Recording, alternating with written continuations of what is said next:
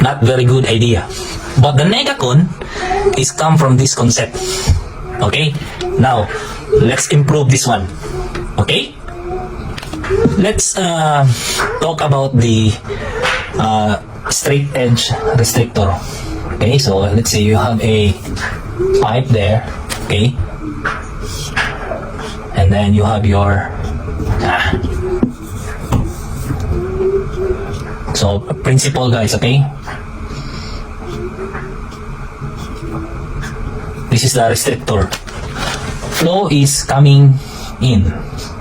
Okay? Flow. This one is back to tank. Okay? This one, let's say, fixed diameter. Alright. So, the result is, you create a delta P. Correct? Of course, you create delta P there because you restrict the flow. Alright? So, the pressure here, the P1 and P2 is not the same. Okay? Now, what happened is, as the flow increase, the pressure drop also increase. Okay? Q delta P. Go like that. Over a fixed restrictor. Fixed orifice. So that, we agree on that. Okay? That's the principle.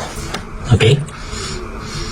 So what happened, I like this concept because this concept here, this, let's go back to our drawing. Let's put a two spool here. That is open center.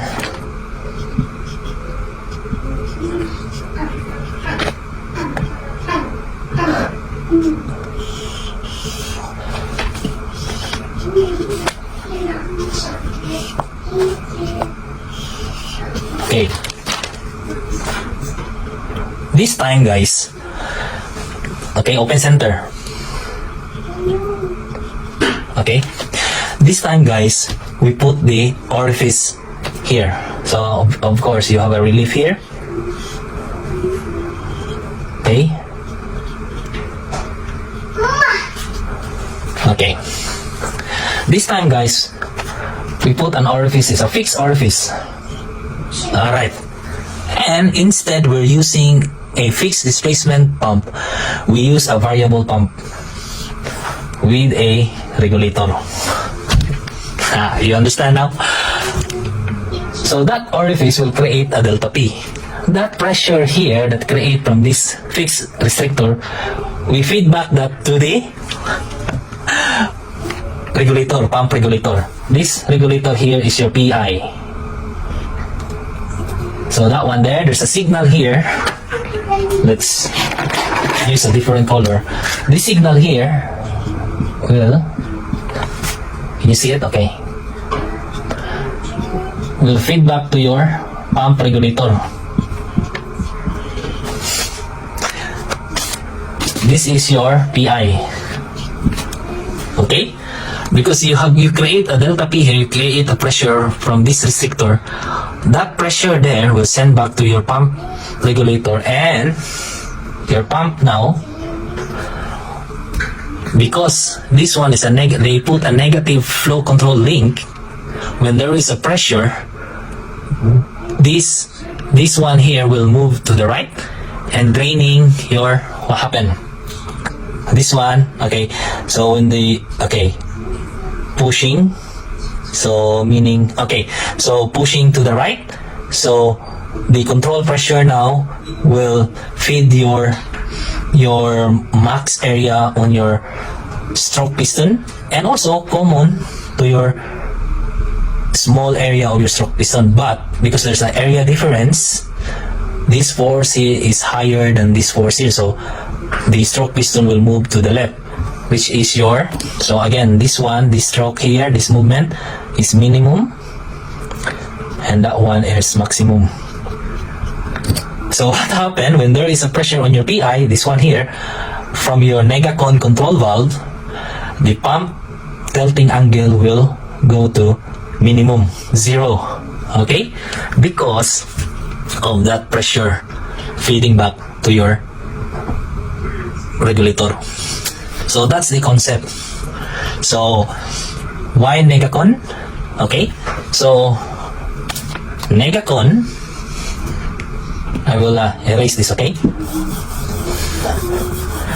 With a negative displacement control, okay, your flow characteristic, okay, your PQ or your PI Q, okay, at low pressure, max, and then as the pressure increase, it will drop your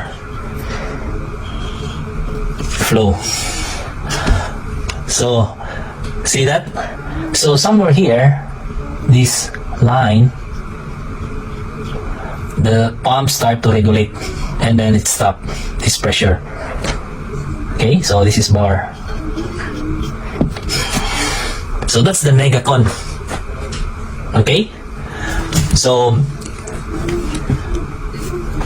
with the directional control or the control valve in a neutral position, okay, the pressure from your negacon valve is sending back that signal, is feedback to your pump controller here, so causing the pump to reduce the displacement. So increasing the PI, reducing the pump displacement.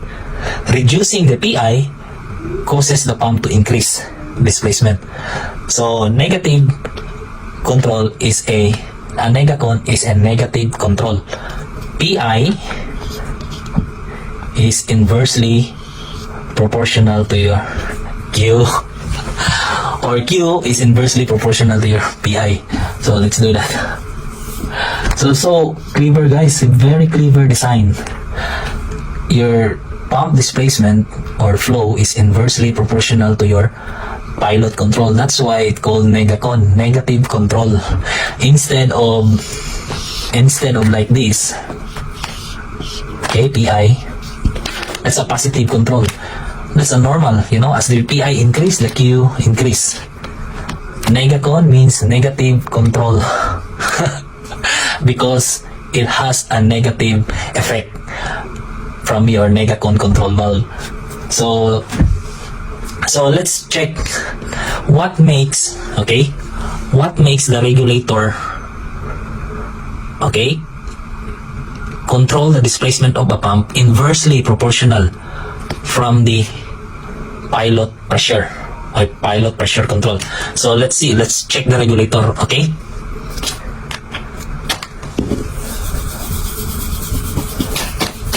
So you got, I hope you understand the negacon. Now going back before to our stroke, you know this guys, this one here, spring, and this is pivot, and then you have a piston here. This is your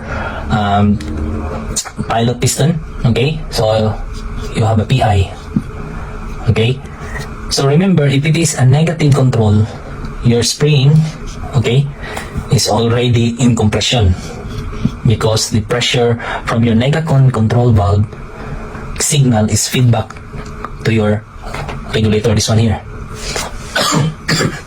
So meaning the spring is compressing already. As the pressure decrease, the force is decreased, so meaning the spring is getting the length of spring is getting higher. Okay, so remember that. So on here, this link here, okay, this is the negative flow control link, guys, okay? When I install this inside the regulator, this here, okay,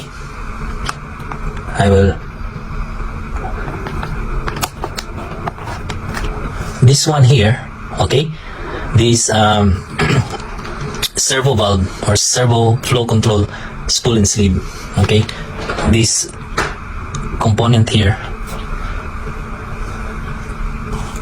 this one, guys, okay, this, when I install the flow negative flow control link, normally this spool will move to the left. So what happened if moved to the left? Okay, if it is moved to the left, so meaning the large piston area is open to tank or open to case. So on here on the circuit, this one here is open to case to drain the control pressure here. Okay, so this one will, if I install the negative flow control link, normal. Okay, this one here is from your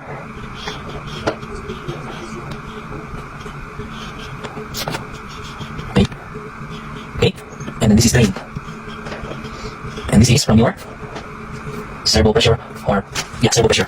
Same also here, check valve. Okay, and this is from your ESP, servo pressure. So that's what happened.